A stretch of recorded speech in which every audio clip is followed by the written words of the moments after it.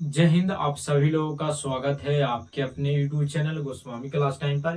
दोस्तों उम्मीद करेंगे कि आप लोग बढ़िया होंगे, मस्त होंगे, स्वस्थ होंगे और अच्छे से पढ़ाई लिखाई जो दोस्तों कर रहे होंगे। तो दोस्तों आज की इस वीडियो में हम लोग क्लास 10th के SST यानी सोशल साइंस का वैसे सब्जेक्टिव क्वेश्चन को दोस्तों हम इस वीडियो में आपको बताने वाले हैं, जो आपको 20 फरवरी का जो एग्जाम होने वाला है दोस्तों, उसमें जो दोस्तों पूछे जाएंगे। ठीक है, तो चलिए इस वीडियो को शुरू करते हैं और जानते हैं सवाल को। दोस्तों हम इस वीडियो में SST यानी सोशल साइंस का जो दोस्तों दो बहुत ही महत्वपूर्ण सब्जेक्टिव क्वेश्चन को हम बताने वाले हैं, जो कई वर्षों से जो दोस्तों एग्जाम में दोस्तों रिपीट कर रहा है। ठीक है, तो दोस्तों पहला सवाल है कि बहुउद्देशीय परियोजनाओं से आप क्या समझते हैं, और दूसरा है समवर्ती सूची क्या है। ठीक है, तो दोस्तों चलिए बारी बारी से इन दोनों सवाल को दोस्तों हम लोग उत्तर से समझते हैं।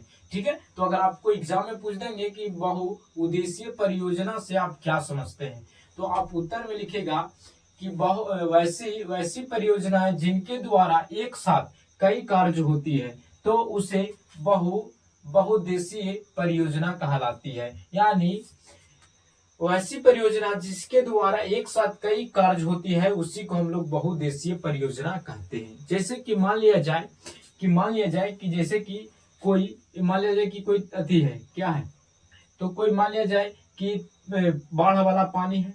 ठीक है, या मान लिया जाए कि कोई यहाँ पे क्या है, माने कि समुद्र है, या मान लिया जाए कि और कुछ है। ठीक है, तो मान लिया जाए कि यहाँ पर बांध बनाया जाए, तो जो बांध होगा, जैसे कि मैं मान लीजिए कि इसमें जो पानी आ रहा है, तो ये जो आ रहा है इसमें पानी, तो इसमें मछली पालन कर सकते हैं। और ठीक है, जब इसको भाव को जब खोलेंगे, तो यहाँ पे क्या होता है, फाटक लगा होता है। जब फाटक खोलेंगे और नीचे जब मोटर लगा देंगे, तो इससे बिजली उत्पादन भी हो सकता है। और बिजली उत्पादन के साथ साथ जो पानी जाएगा, वो नहर के द्वारा मान लिया जाए कि सिंचाई के लेकर जो दोस्तों वो भी काम करेगा। ठीक है, तो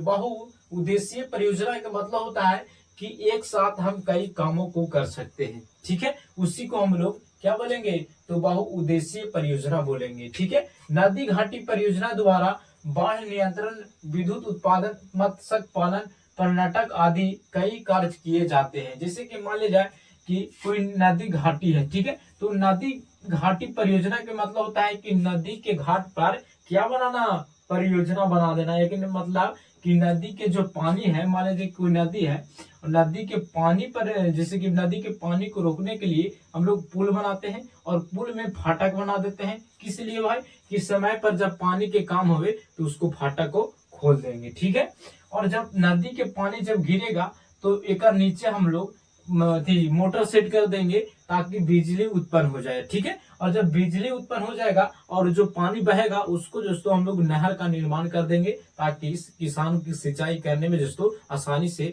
फ्री में उसका पानी पहुंच जाए। और ठीक है, और इसमें क्या कर देंगे, तो इसमें मछली पालन कर देंगे। ठीक है, तो अगर आपसे एग्जाम में पूछे जाएंगे कि बहुउद्देशीय परियोजना से आप क्या समझते हैं, तो आप उत्तर में लिखेगा वैसी परियोजना जिसके द्वारा एक साथ कई कार्य होती है, तो उसे बहुउद्देशीय परियोजना कहते हैं या कहलाती है। नदी घाटी परियोजना द्वारा बाढ़ नियंत्रण यानी बाढ़ को रोकने के लिए, फिर विद्युत उत्पादन के लिए, फिर मत्स्य पालन मछली पालन के लिए, पर्यटन के मतलब होता है वहां पर घूमने के लिए, आदि कई कार्य किए जाते हैं। ठीक है, तो दोस्तों उम्मीद करेंगे कि आपको पहला सवाल अच्छे तरीके से समझ में आ गया होगा। ठीक है, और दूसरा सवाल है कि समवर्ती सूची क्या है। समवर्ती सूची क्या है, तो आप उत्तर में लिखिएगा समवर्ती सूची भारत के संविधान में वह सूची है जिसमें वे विषय सम्मिलित है।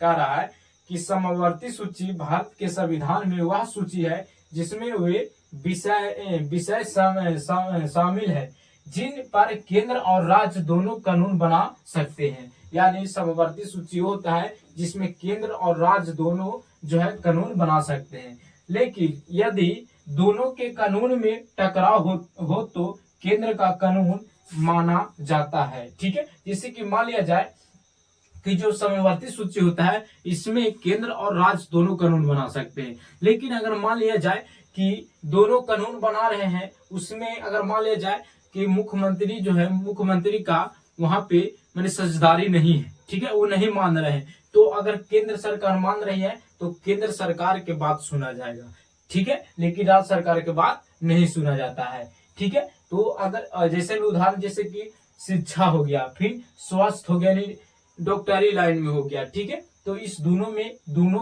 कानून बना सकते हैं, ठीक है। लेकिन अगर इसमें अगर कानून बना रहे हैं अगर राज्य सरकार, अगर उसमें जो केंद्र सरकार है वो नहीं मान रहा है तो ये कानून नहीं बनेगा, ठीक है, क्योंकि केंद्र सरकार का सुप्रीम कोर्ट जो है उसको मान्यता देता है, ठीक है। तो अगर आपसे पूछेंगे समवर्ती सूची क्या है, तो समवर्ती सूची भारत के संविधान में वह सूची है जिसमें वे विषय शामिल है जिन पर केंद्र और राज्य दोनों कानून बना सकते हैं। यदि दोनों के कानून में टकराव हो तो केंद्र का कानून मान्य होता है। उदाहरण के लिए शिक्षा और स्वास्थ्य आदि। ये दो सवाल बहुत ही महत्वपूर्ण है आपको एग्जाम के देखते हुए, ठीक है। दोस्तों अगर आपको ये वीडियो पसंद आया होगा तो आप इस वीडियो को लाइक जरूर कीजिएगा। अगर आप चैनल पर पहली बार होंगे तो चैनल को भी सब्सक्राइब कर लीजिएगा, क्योंकि इसी तरह का वीडियो जो दोस्तों आपको लगातार मिलता रहेगा, ठीक है। तो दोस्तों मिलेंगे अगले वीडियो में। जय हिंद, धन्यवाद।